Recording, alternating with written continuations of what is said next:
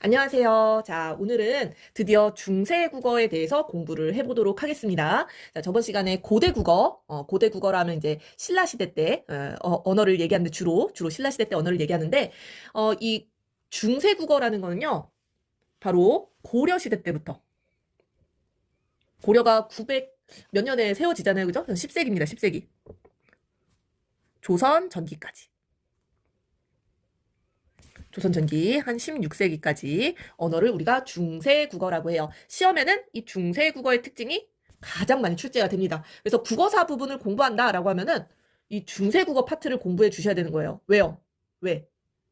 요때 특히 이 조선 전기의 그 언어들의 특징이 시험에 나오거든요. 왜냐하면은 이 조선 전기 때 바로 이 훈민정음이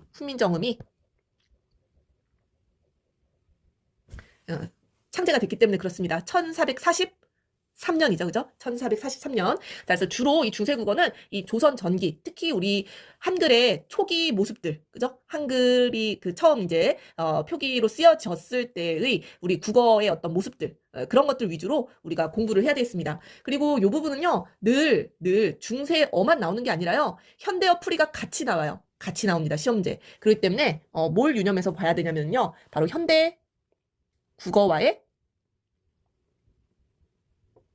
차이점을 위주로 공부를 해주셔야 되는 파트가 바로 중세국어, 국어사 파트라고 보시면 좋을 것 같아요. 그래서 이 조선 전기에 훈민정음 창제하고 나서 쓰여졌던 책들 있죠. 뭐 훈민정음 언해본이라든지 거기 앞에 나와 있는 세종어제 훈민정음 이거 다 배우는 거잖아요.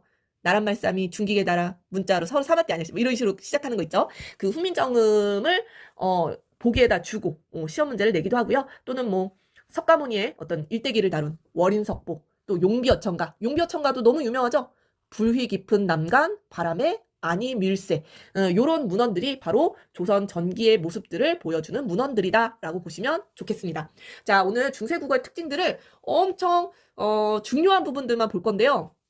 사실 여기 나온 부분들은 한 반 정도밖에 되질 않습니다. 중세국어의 특징을 모두 다 정리하기에는 뭐 그렇게 모든 내용을 담고 있진 않지만 그래도 중요한 내용 위주로 표기상의 특징 어떻게 적었느냐라는 얘기죠. 그리고 우리 의문상의 특징, 그리고 마지막으로 문법상의 특징 이렇게 세 가지로 나누어서 살펴보도록 하겠습니다.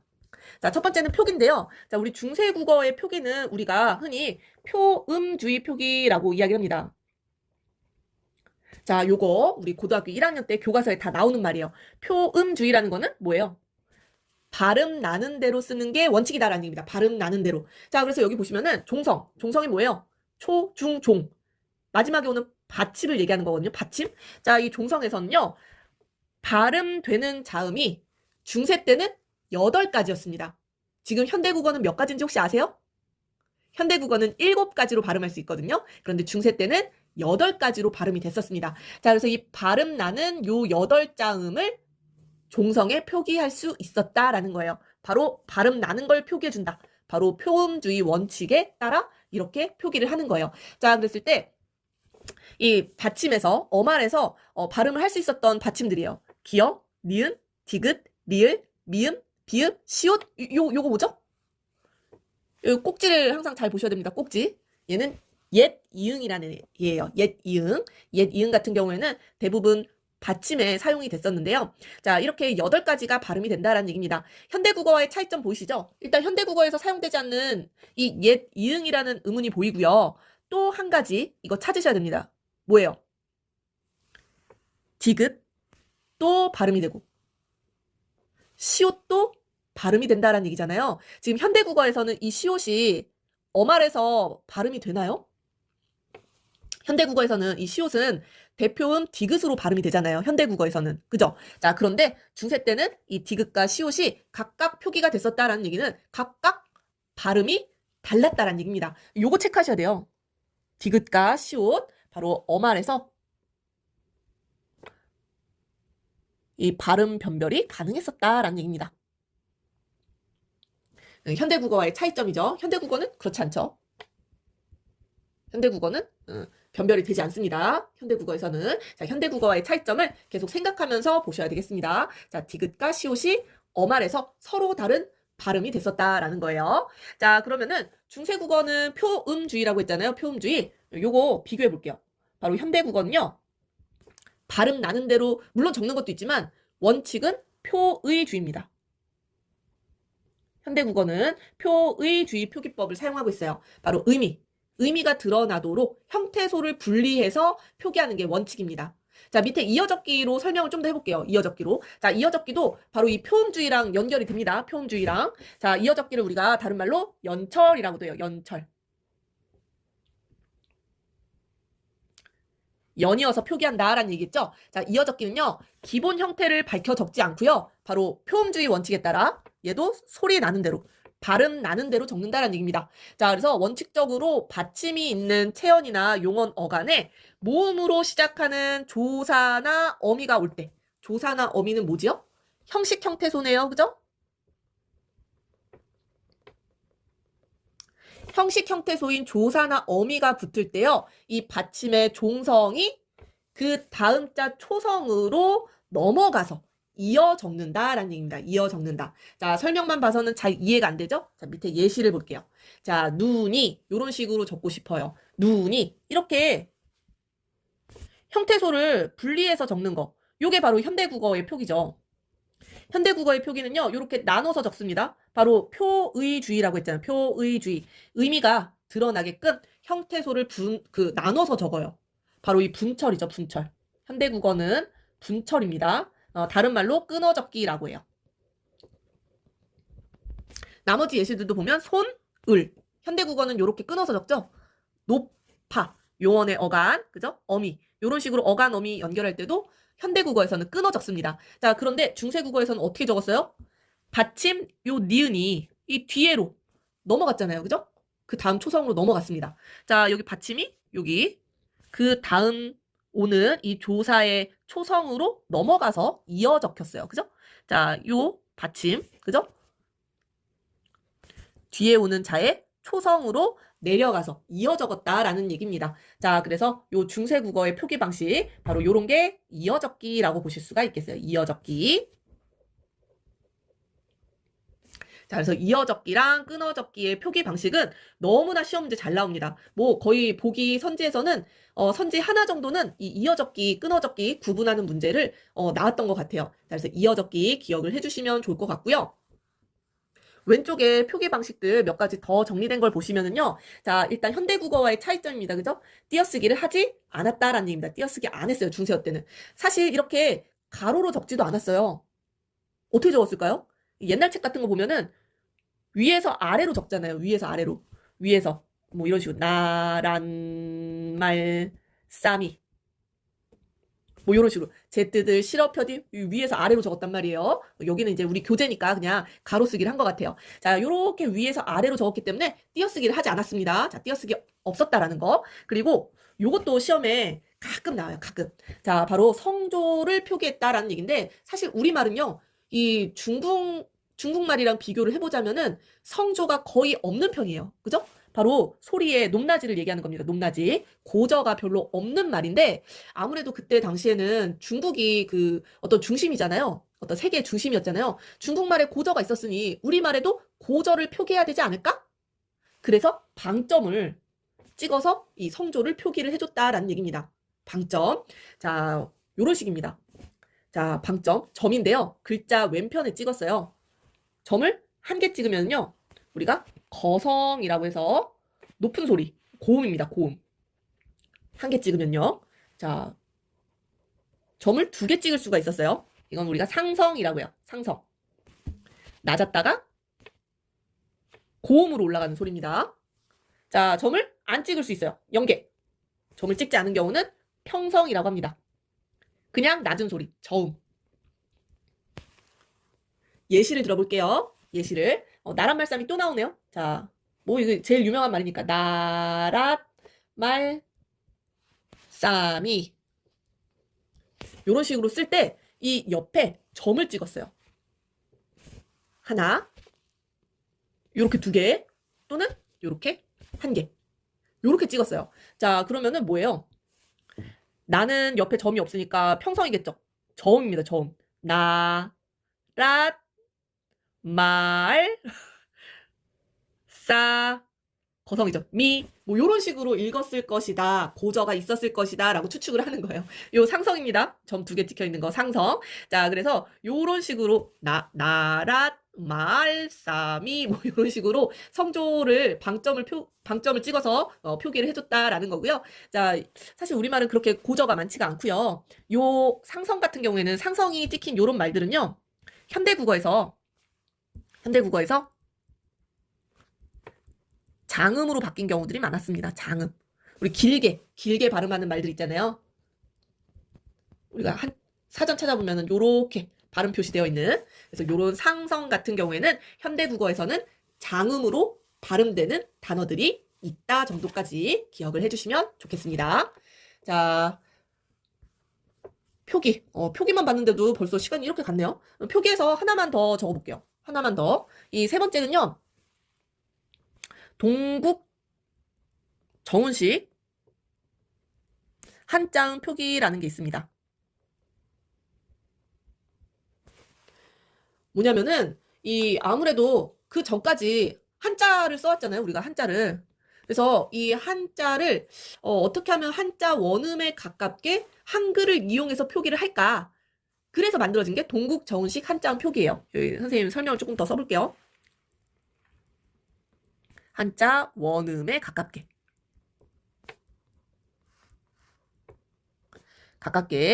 한글로 표기하려고 했던 굉장히 이상적인 표기입니다.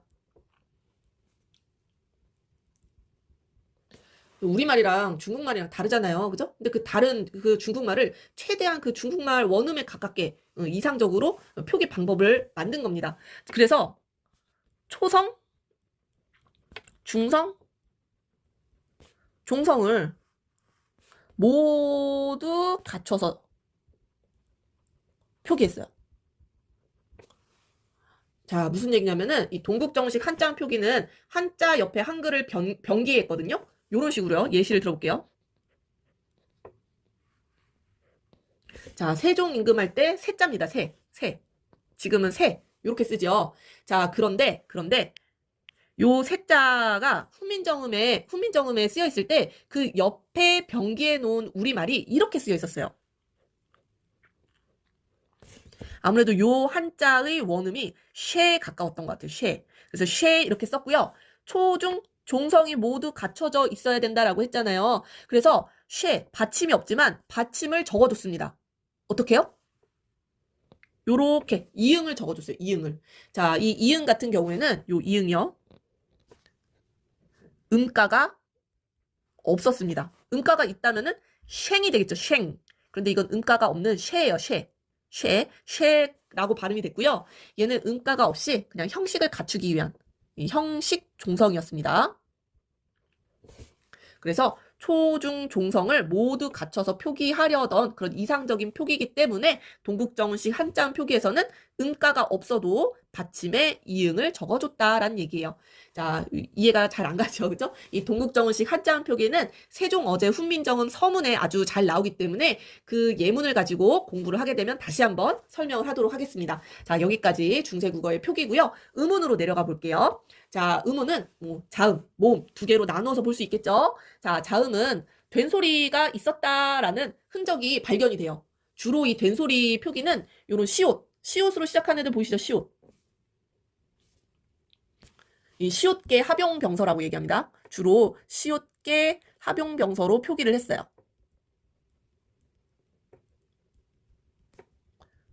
용어들이 너무 어렵죠? 병서라는 거는 나란히 쓰는 거예요. 나란히. 요렇게 옆으로 나란히 쓰는 건데요. 합용이라는 거는 요렇게 똑같은 자음 말고 각각 다른 자음을 합치는 겁니다. 시옷, 비읍 요런 식으로 합용, 각각 다른 자음을 합치는 건데요. 앞에 오는 게 시옷이면은 시옷계 합용병서라고 이야기해요. 그래서 시옷계 합용병서들은 된소리였을 것이다 라고 추측을 합니다. 자, 이 시옷 말고도요. 요런 식으로 초성에 쓰일 수 있는 자음이 있었는데요. 얘네들을 어두장군이라고 해요. 어두. 말 그대로 이 앞에 오는 초성 얘기하는 거 있죠? 이 초성에 자음, 군. 여러 개가 올 수 있다는 얘기예요. 자음이 2개에서 3개 정도 올 수 있었습니다. 여기 얘 나와 있잖아요. 그죠? 자, 비읍, 디귿. 비읍, 시옷, 기역. 얘네들 같은 경우에는 된소리로 발음이 안 났고 각각 음운이 있었다라고 그 추측을 해요. 그래서 이게 그 당시에는 붙듯 이런 식으로 읽혔을 거예요. 추측을 하면 붙듯. 얘는 부스꿀, 부스꿀. 뭐 이런 식으로 읽혔을 것으로 추측을 합니다. 자, 어두장군 각각의 음운이 다 음운으로서 사용이 됐고요. 자, 그리고 현대국어에 없는 자음이 네 가지가 있습니다. 여기 두 가지만 필기가 되어 있네요. 두 가지만. 자, 바로 순경음, 비읍. 현대국어에 없는 자음입니다. 순경음, 비읍. 얘는 유성음 사이에 사용되는, 너무 어렵게 설명하나? 이 유성음, 그 성대를 울려서 나는, 주로 모음 앞에 이 순경음, 비읍이 사용됐어요. 얘는 뭐 요런 발음이었을 것으로 추측을 합니다. 그리고 반치음, 요 삼각형처럼 생긴 애 있죠? 반치음. 얘는 발음이 요렇게 발음됐을 것으로 추측을 합니다. 요런 현대국어에 없는 자음 두 가지 더 있어요. 요거 있죠? 아까 나왔던 여기 사과 꼭지 있는 애, 얘 옛니응이라고 해요. 옛니응. 주로 받침으로 쓰였습니다. 뭐 요런 발음이었어요. 주로 받침으로, 받침 이응으로 지금의, 그죠? 그리고 얘는 거의 사용이 잘 안 됐는데 이 여린 히읗이라고 해요.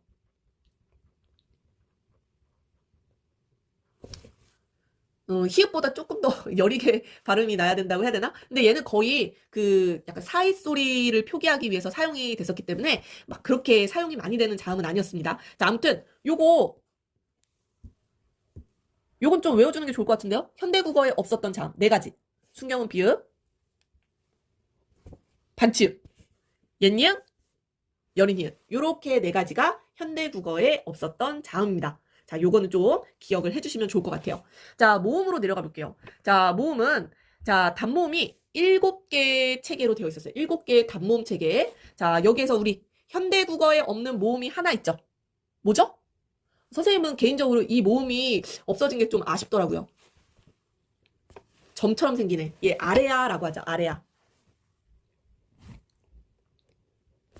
이 아레아라는 모음이 이게 굉장히 오래 남아 있었어요. 거의 뭐 근대 국어 시절에도 사용이 됐고요. 1933년에 조선어학회에서 이제 한글 맞춤법 통일안을 만들면서 그때 아레아를 없앴거든요. 네, 아레아가 지금도 있었으면 어땠을까라는 생각을 하는데 요 아레아 발음이 제주도 방언에는 아직 남아있다라고 합니다. 자, 아무튼 이 아레아 바로 현대 국어에 없는 모음이죠. 어디다 쓸까요? 여기다 쓸까요? 현대 국어에 없는 모음.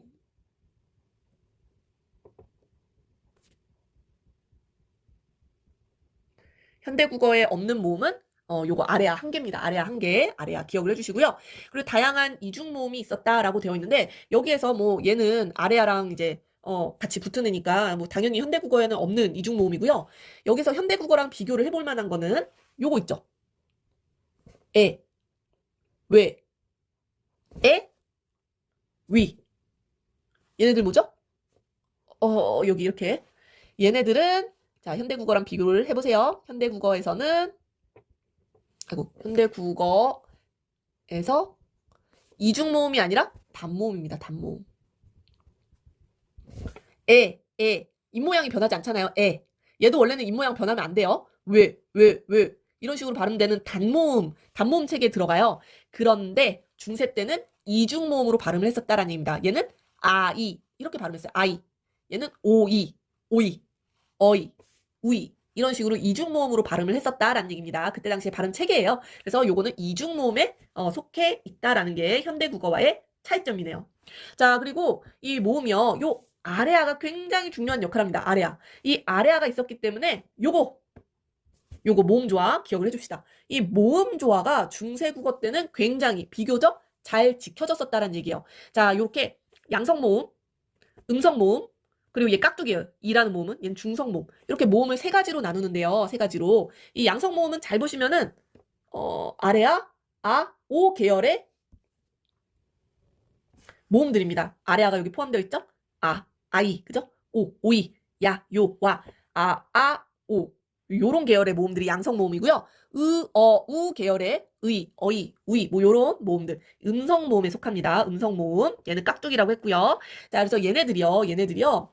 이 체언과 조사가 결합을 할 때, 또 어간과 어미가 결합할 때, 이 모음 조화가 잘 지켜졌었다라는 거예요. 왜? 아레아가 있었기 때문에 그렇습니다. 자, 밑에 예시를 볼까요? 자, 얘는 보면요. 자, 목적격 조사가 왔죠. 목적격 조사. 중세 때는요. 뒤에 이제 문법에서 배우겠지만 목적격 조사가 을과 알로 나눠져요. 을, 알 또는 뭐 를, 날 뭐 이런 식으로 나눠지는데 왜 이렇게 나눠지느냐? 얘네는 이 음운 환경에 따라서 얘는 음성 모음 뒤에 얘는 양성 모음 뒤에 오는 목적격 조사였다라는 얘기예요. 그래서 모음 조화가 뭐예요? 모음 조화가 양성 모음은 이 모음 조화에 대한 설명을 안 했네. 혹시 모르는 사람을 위해 이 양성 모음은 양성 모음끼리 음성 모음은 음성 모음끼리 어울리려는 이 현상입니다.